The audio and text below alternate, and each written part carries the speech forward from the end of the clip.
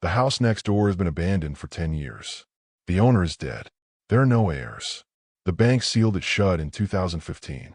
So, tell me, who was standing in the upstairs window last night, staring directly at me while I slept? For 7 years, I watched a dead man's house wake up every Halloween. Lights, fog machines, decorations appearing out of thin air. I thought it was a prank. I thought it was a local legend. But after what happened last week, I realized I was wrong. It wasn't a ghost haunting that house. It was something much worse. My name is Mark, and this is the story of how I let a monster into my life because I thought he was just a friendly neighbor. I've lived in this quiet cul-de-sac in Seattle for about a decade. It's the kind of place where nothing happens. People walk their golden retrievers. Kids ride bikes until the streetlights come on. You know the vibe. My name is Mark. I'm a back-end developer, which basically means I spend my life in a dark room staring at lines of code. My house on Elm Street is my sanctuary. It's small, just me and my cat, but it's mine. The only blot on this perfect suburban landscape was the house right next door. When I moved in back in 2015, it was already a ghost town. The previous owner, a guy named Arthur Miller, had died years ago, and the place was just rotting away. Weeds as high as your waist, paint peeling like dead skin, windows so grimy you couldn't see inside. The neighborhood kids called it the Miller Morgue, which was dark, but honestly, it fit. I ignored it mostly. Until Halloween. That first October, I came home from work and nearly dropped my keys. The rotting house next door, it was alive. It wasn't just a few pumpkins. I'm talking full-blown production value. Orange string lights wrapped around the dead oak tree, a fog machine pumping mist across the lawn, and a hyper-realistic skeleton sitting in a rocking chair on the porch. I thought, maybe the city finally sold it, but when I asked my neighbor across the street, she looked just as confused as I was. Nobody's moved in, Mark. I've been home all day. That night, I watched from my window. No one opened the door for trick-or-treaters. But around 1 a.m., I heard it. Heavy footsteps inside the house. The sound of furniture dragging across hardwood floors. I almost called the cops, but I convinced myself it was just settling noises. The next morning, November 1st, everything was gone. No lights, no fog, no skeleton. The house was dead again. This happened every single year for 7 years.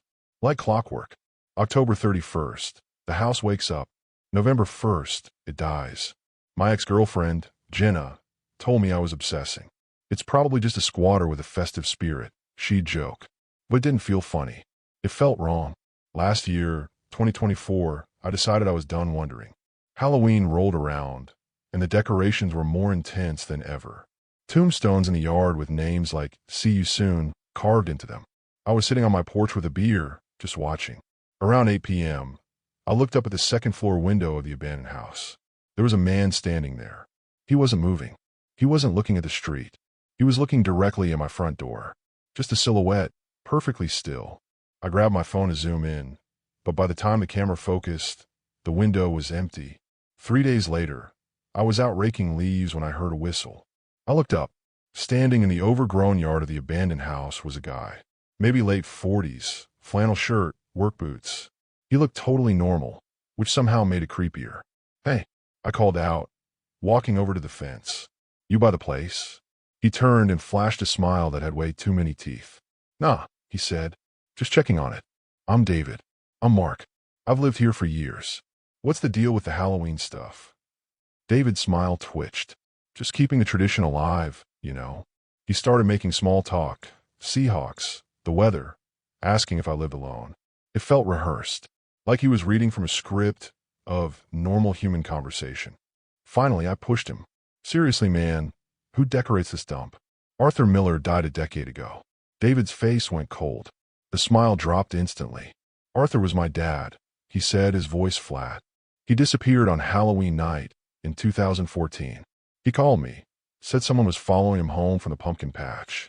By the time I got here, the door was open. He was gone. Cops never found a body. He looked at the house. So I come back every year. I decorate it exactly how he liked it, hoping he'll see it and come home. I felt like a jerk. I'm so sorry, David. I didn't know." We talked for a bit longer, then he shook my hand. His grip was painfully tight, and got into a beat-up truck and drove off. It made sense. The grieving son, the ritual. I went to bed that night feeling guilty for being suspicious. But the next few days, I couldn't shake a weird feeling. So, I did what I should have done years ago.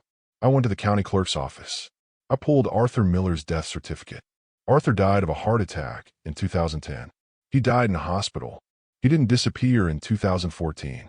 And in his probate file, it said clearly, no surviving spouse or children. There was no son. There was no David. My blood ran cold. Who was the guy in my yard? Why did he lie? And why did he want me to think the house was being watched? I drove home, my mind racing. I pulled into my driveway around 9 p.m. It was pouring rain.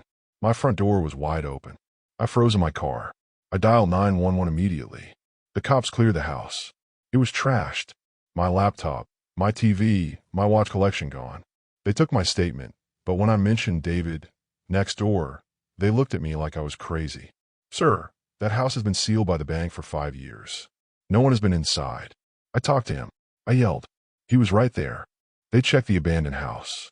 The dust on the floor was undisturbed. No footprints. No sign of decorations ever being there. It's been months. I installed cameras, new locks, motion sensors. But I still see him. Sometimes when I'm trying to sleep, I look out my window at that empty house next door. And in that upstairs window, I see the silhouette. He's not looking at the street anymore. He's looking right into my bedroom. Do you know why scarecrows are actually terrifying? It's not because they have fake faces. It's because you never know what is hiding underneath those old clothes. For 3 days, my 7-year-old son Leo waved at the scarecrow in my grandfather's field. He told me, "Dad, the scarecrow waved back." I laughed. I told him it was just the wind. I told him scarecrows aren't alive. I was wrong, because when Leo went missing, leaving only a single sneaker in the dirt, we realized the truth. The thing standing in our field wasn't made of straw. It was breathing, and it had been watching us the entire time. Last year, my wife Sarah and I decided to take our 7-year-old son, Leo, to my grandparents' farm for the whole month. We wanted him to have a real, unplugged autumn. No iPads, just dirt and leaves. My grandfather, Pops, still ran a small pumpkin patch for the locals. It wasn't a big operation, just something to keep him busy. The first week was idyllic. We helped Pops in the field, drank hot cider on the porch, and Leo was in heaven. He loved the scarecrow Pops had put up. It was an old, creepy thing with a burlap sack head and a flannel shirt that was faded from years of sun. Leo insisted we move it to the front row of pumpkins so it could guard the best ones. But during the second week, things got weird. I'd come out in the morning and find pumpkin vines trampled. Not by deer leave hoof prints. These were drag marks, like someone was dragging a heavy bag through the dirt. And the scarecrow, it moved. I swear to you, one morning, its head was tilted all the way to the left, looking toward the woods. The next day, it was facing the house. I told myself it was the wind. You tell yourself anything to not feel crazy. On October 21st, I woke up early. The house was silent. I looked at the clock, 6:43 a.m. I heard the back screen door slam shut. I smiled, thinking it was Leo running out to check on his pumpkins. I rolled out of bed, brushed my teeth, and went to the kitchen to start coffee. That's when I heard the scream. It wasn't a play scream. It was the sound of pure terror. It was Leo. I dropped the coffee pot. It shattered, but I didn't care. I sprinted out the back door, barefoot, into the cold mud. "Leo!" I screamed. The field was empty. The scarecrow was standing there, its burlap face staring blankly. I ran down the rows, my heart hammering against my ribs. Then I saw it. A single, small sneaker.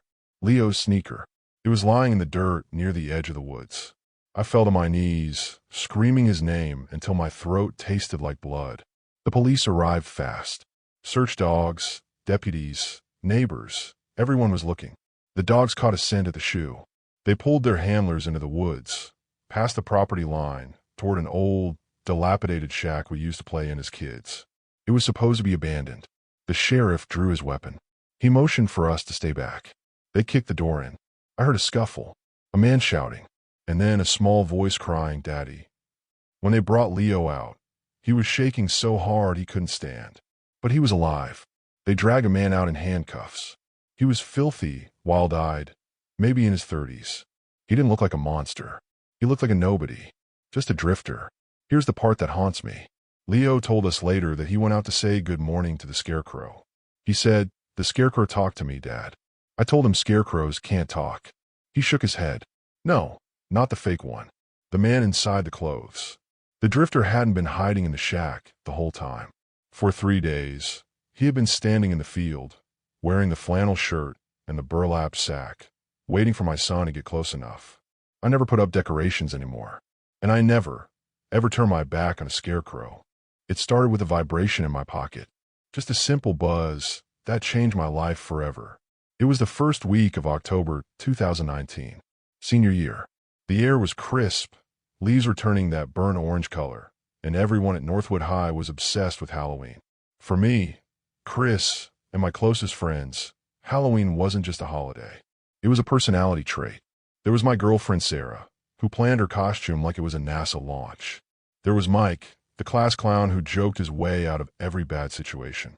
And Jake, the quiet, athletic one, our unofficial bodyguard. Since my parents were leaving town for their anniversary, we decided to host the biggest Halloween bash of the year at my house. To plan everything, I made an iMessage chat, Halloween Hype 2019, and added the 3 of them.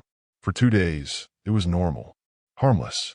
Memes, decoration ideas, arguments about whether we needed a keg or just punch.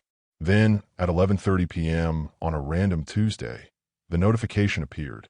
+1 555 019 2834 has joined the chat. I frowned. I hadn't added anyone.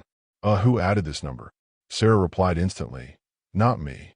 Mike, maybe a glitch. Jake, kick them. But before I could remove the number, a message came through. Unknown. Don't kick me, Chris. I've been waiting for this party all year. I froze. I hadn't used my name in the chat. Who is this? How do you know my name? 3 dots. Typing. Stopping. Typing again. Then, unknown. I know all of you. Sarah, pick the red dress. The blue one washes you out. My phone rang. It was Sarah, whispering, crying. Chris, I'm in my room right now. I have a red and blue dress on my bed.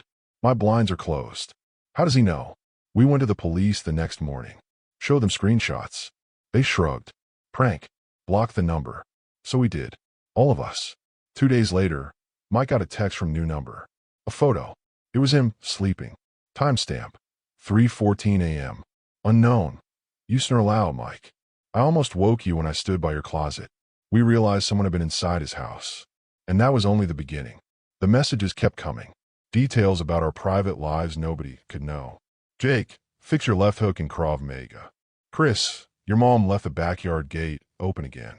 We barely slept. Barely ate. We were unraveling. We planned to cancel the Halloween party until the next message arrived. If you cancel, I'll be upset. And when I'm upset, I visit Sarah when she's alone. It wasn't a prank anymore. It was a threat. So we made a plan. We would hold the party, but turn my house into a fortress. No random guests. No masks until verified. We hired 2 older cousins as bouncers. Safety in numbers, right? Halloween night arrived. The house was packed. Music loud enough to make our bones vibrate. For the first time in weeks, I felt almost normal. Then midnight came and went. People left. By 12:30 a.m., only a few of us remained. Ding dong. The doorbell echoed through the house like a death sentence. I checked the peephole. A figure in all black, wearing a plain white mask. No features. Just an empty, plastic face staring back at me. Before I could lock the door, the handle twisted and the door slammed open. He stepped inside. Tall, broad, moving like he owned the house. He reached into his hoodie. I thought it was a gun. It was a knife. Phones. Wallets. Jewelry. On the floor. Now, we froze. When he stepped toward Sarah, laughing behind that mask, something snapped inside Jake. The quiet one. The calm one. He moved with a speed I'd never seen. Grabbed the man's wrist mid-swing. Twisted until there was a crack that made my stomach turn. The knife hit the floor. Jake drove an elbow into the intruder's face so hard the mask shattered. We called the police. They arrested him. Some drifter named Gary Miller. A burglar. An alcoholic. A nobody. But he wasn't our stalker. He didn't have apps. Didn't have the chat logs. Didn't have the photos. The cops told us to get some rest. Then our phones buzzed. All 4 of them. A message in Halloween Hype 2019. Unknown, wow. Jake has some serious moves.